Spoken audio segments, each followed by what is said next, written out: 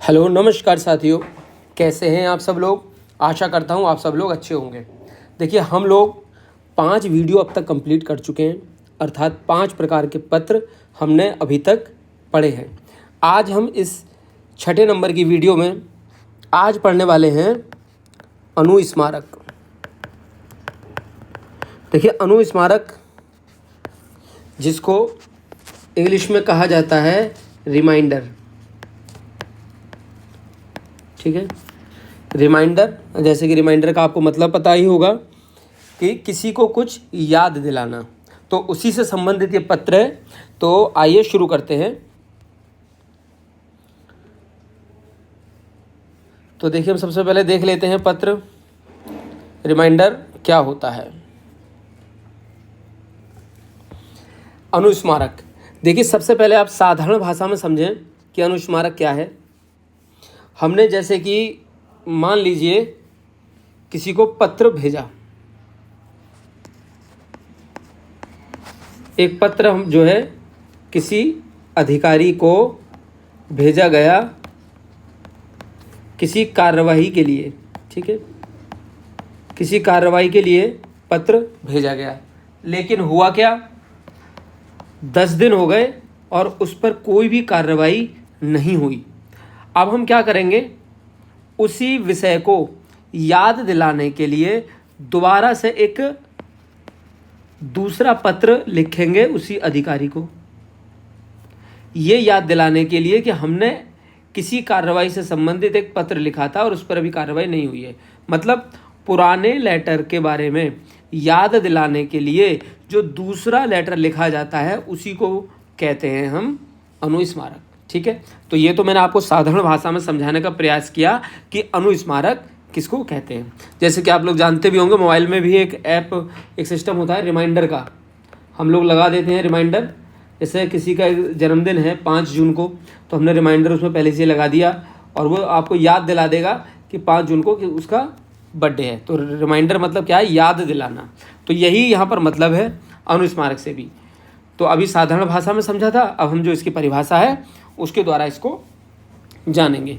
तो अनुस्मारक पत्र आलेखन का एक ऐसा प्रारूप है जिसके माध्यम से किसी अधिकारी को किसी मामले में किसी प्रकार की कार्यवाही विषयक स्मरण कराया जाता है, ठीक है। किसी भी मामले में कार्रवाई हुई या नहीं हुई है उससे संबंधित मामले में याद कराया जाता है। यदि किसी कार्यालय या प्राधिकारी के समक्ष कोई मामला पर्याप्त समय तक लंबित रहता है, अगर उस मामले में कोई भी कार्रवाई नहीं की जाती है तो कार्यवाही विषयक अनुस्मारक भेजा जाना आवश्यक हो जाता है। अगर कोई कार्रवाई नहीं होती है फिर उसके बाद में हम वहाँ पर अनुस्मारक भेजते हैं। इसे शासकीय प्रकार के पत्र की विभिन्न विधाओं, जैसे कि शासकीय पत्र, अर्धशासकीय पत्र, परिपत्र, आदेश इत्यादि के रूप में ही भेजा जाता है। इसका क्या मतलब है, इसे हम आगे समझेंगे इस लाइन का। देखिए, पहले इसकी विशेषताएं समझ लेते हैं। इसकी विशेषताएं, सबसे पहली इम्पॉर्टेंट जो बात है इससे संबंधित वो ये है कि इसका उद्गम, अर्थात ये जहाँ से शुरू हुआ है, जहाँ से ये भेजा गया है, वो उद्गम सदैव उस प्राधिकारीय कार्यालय से ही होता है जहाँ से मूल पत्र भेजा गया है। अर्थात जो पत्र पहले भेजा गया था कार्रवाई के लिए, जिसके द्वारा भेजा गया था, उसी प्राधिकारी या उसी कार्यालय से ही अनुस्मारक जारी किया जाता है। ये सदैव उसी प्राधिकारी के समक्ष भेजा जाता है जिसके समक्ष पूर्व में प्रश्नगत वाद या प्रकरण लंबित होता है। जिस कार्रवाई के लिए हमने किसी प्राधिकारी के पास में पहले पत्र भेजा था और जहाँ पर मामला लंबित है, उसी प्राधिकारी के पास ही ये भेजा जाता है। इसकी विषय वस्तु के रूप में लंबित कार्रवाई का संक्षिप्त विवरण देते हुए उसके शीघ्र निस्तारण के लिए इसमें कहा जाता है। अर्थात जब हम अनुस्मारक लिखेंगे तो पिछले पत्र का जिक्र करते हुए हम सारी बात उसमें बताएंगे। दूसरी चीज़ क्या है कि इसकी अपनी कोई भी भाषा शैली नहीं होती है। इस पत्र को जिस प्रारूप में भेजा जाता है ये उसी के भाषाई शैलीगत वैशिष्ट्य को धारण कर लेता है। मतलब यह है कि अगर हमने पहले शासकीय पत्र भेजा था तो अब हम जो अनुस्मारक भेजेंगे वो शासकीय पत्र के रूप में ही अनुस्मारक भेजा जाएगा। अगर पहले अर्धशासकीय पत्र भेजा गया था तो अर्धशासकीय पत्र के रूप में ही अनुस्मारक भेजा जाएगा। अर्थात जो इसकी भाषा शैली है वो अशासकीय पत्र जैसी हो जाएगी, और जब शासकीय पत्र के रूप में भेजा जाएगा तो इसकी भाषा शैली शासकीय पत्र के रूप में हो जाएगी। इसमें संबोधन और समापन इत्यादि भी पूर्व में प्रेषित पत्र प्रारूप पर ही आधारित होते हैं। संबोधन और समापन उसी तरह होगा जिस तरह का मूल पत्र भेजा गया होगा। जिस मूल पत्र के लिए अनुस्मारक भेजा जा रहा है तो अनुस्मारक में संबोधन और समापन वैसे ही होंगे जैसे मूल पत्र में भेजे गए होंगे। जिस पत्र को याद कराने के लिए हम भेज रहे हैं ये वैसा ही होगा। ठीक है, अब हम देख लेते हैं इसका प्रारूप। तो प्रारूप में वही सारे फॉर्मेट हैं जो बाकी सारे अन्य पत्रों की तरह था। सबसे पहले यहाँ पर लिख दिया जाएगा अनुस्मारक संख्या, उसके बाद में प्रेषक कॉमा लगाएंगे, नाम कॉमा पदनाम शासकीय पता, सेवा में कॉमा पदनाम कॉमा शासकीय पता। ठीक है, उसके बाद में स्थान और दिनांक, और इसके सीध में लिख दिया जाएगा अनुभाग। अनुभाग थोड़ा इससे आगे जाके। ठीक है, बहुत से लोग जो है नीचे कमेंट करते हैं और प्रश्न करते हैं कि सर उदाहरण में अनुभाग नहीं लिखा जबकि प्रारूप में उदाहरण में अनुभाग लिखा हुआ था। तो जरूरी नहीं है अनुभाग हो ही, अनुभाग कभी कभी नहीं भी होता है, तो इसलिए अनुभाग नहीं लिखा होता है। तो अनुभाग को आप प्रारूप में अवश्य लिखें, उदाहरण में नहीं भी लिखेंगे तो कोई समस्या नहीं है। उसके बाद में विषय।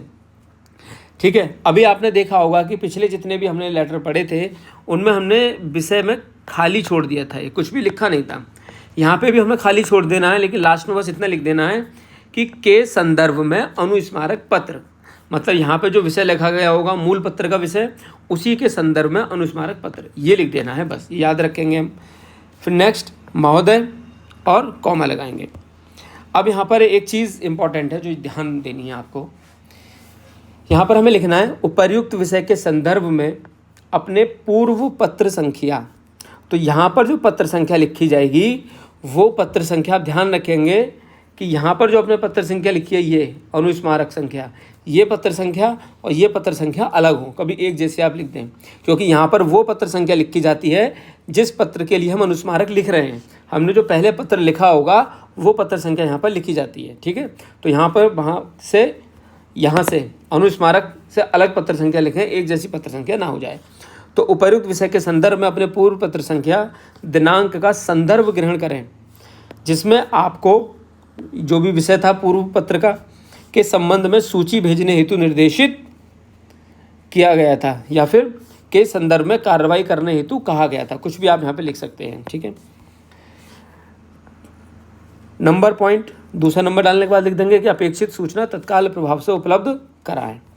उसके बाद में आप यहाँ लिख देंगे संलग्नक, उपर्युक्तानुसार या फिर यथोक्त, यथोक्त भी यहाँ पर लिखा जा सकता है। ठीक है, उसके बाद में भवदीय, हस्ताक्षर, नाम को ब्रैकेट में बंद करेंगे, पदनाम और पूर्णविराम। प्रतिलिपि निम्न को सूचनार्थ प्रेषित या फिर निम्नलिखित को सूचनार्थ प्रेषित, ये भी लिख सकते हैं। फिर जितनी भी प्रतिलिपि होंगी, 1 2 हमने उदाहरण स्वरूप लिख दिया है। प्रतिलिपि हो भी सकती हैं और प्रतिलिपि नहीं भी हो सकती हैं। जब प्रतिलिपि नहीं होती हैं तो हम यहाँ पर नहीं लिखते हैं, और प्रतिलिपि होती है तो यहाँ पे लिखते हैं। ये मैं इसलिए बता रहा हूँ क्योंकि बहुत से लोग उदाहरण कहते हैं कि सर आपने उदाहरण में लिखा ही नहीं प्रतिलिपि, उस लेटर में हमने देखा था वहाँ पे प्रतिलिपि लिखी नहीं थी, उस किताब में नहीं लिखी हुई थी। तो ज़रूरी नहीं है प्रतिलिपि होगा ही, नहीं होगी तो नहीं लिखी जाएगी। हो सकता है जिस लेटर की हम बात कर रहे हो उस लेटर से संबंधित कोई प्रतिलिपि ना हो तो प्रतिलिपि नहीं होगा, लेकिन आप प्रारूप में उसको जरूर बनाएं। आज्ञा से हस्ताक्षर, नाम, पदनाम। ठीक है, अब देखिए आ जाइए इसका उदाहरण देख लेते हैं हम। अनुस्मारक संख्या हमने यहाँ पे लिख दी, कोई भी एक अनुस्मारक संख्या लिख देंगे आप। प्रेषक आवासा कौमा उपसचिव वित्त विभाग उत्तर प्रदेश शासन, सेवा में वित्त अधिकारी लखनऊ विश्वविद्यालय। फिर हमने यहाँ पे जो है डेट डाल दी है और स्थान लिख दिया है। विषय अनुसूचित जातियों जनजातियों के वर्ग के विद्यार्थियों की छात्रवृत्ति के संबंध में है ये। तो महोदय वित्त विभाग के पत्र संख्या 5 टा, ये टा है 2 चा 2024-25 दिनांक 2 अप्रैल 2024 के संदर्भ में मुझे आपसे ये कहने का निर्देश हुआ है कि आपके उत्तर की आशा कब तक की जाए। संलग्नक, यथोक्त, भवदीय, हस्ताक्षर, आवासा, उपसचिव। ठीक है, ये लिख देना आपको। अब देखिए एक चीज़ मैं आपको बता दूं जो ध्यान देने वाली है कि बहुत से लोग कंफ्यूज रहते हैं। सबसे ज़्यादा जो आपको ध्यान देना है पत्र लिखते वक्त, चाहे वो प्रारूप हो या फिर उदाहरण हो, एक तो ये वाला पोर्शन सबसे ज़्यादा इम्पॉर्टेंट होता है। यहाँ पर कॉमा आपने लगाया है नहीं लगाया है, पूर्ण विराम लगाया है या नहीं लगाया है, इस पर विशेष ध्यान दें, ठीक है। और यहाँ पर यह अनुस्मारक संख्या, स्थान दिनांक, इस पर ध्यान दें। अनुभाग यहाँ पर ध्यान देना है। और ये कौन सा किस सीध में लिखा जाना है, ये मैंने सारा पहली वीडियो में बताया, उसको आप अवश्य देखें जिन लोगों ने नहीं देखी है, ठीक है। विषय यहाँ पर ये चीज़ है, अगर आपको ना भी पता हो तो इसको आप डॉट डॉट डॉट डॉट करके आएँ। ये ज़्यादा इंपॉर्टेंट नहीं है कि आपने यहाँ पे क्या लिखा है। जो मेन प्रारूप होता है वो ये सब होते हैं, विषय से ऊपर नीचे भवदीय, हस्ताक्षर, नाम, पदनाम, संलग्नक, प्रतिलिपि, ये सब चीज़ें इंपॉर्टेंट होती हैं। ये वाला कंटेंट इतना इंपॉर्टेंट नहीं होता है, क्योंकि विषय कोई भी हो सकता है, किसी भी विषय के संदर्भ में लिखा जा सकता है, ठीक है। तो इस बात को आप ध्यान रखेंगे, ठीक है। तो आज इस वीडियो में बस इतना ही है। नेक्स्ट वीडियो में कोई एक अन्य पत्र के साथ हम लोग चर्चा करेंगे। तब तक के लिए धन्यवाद।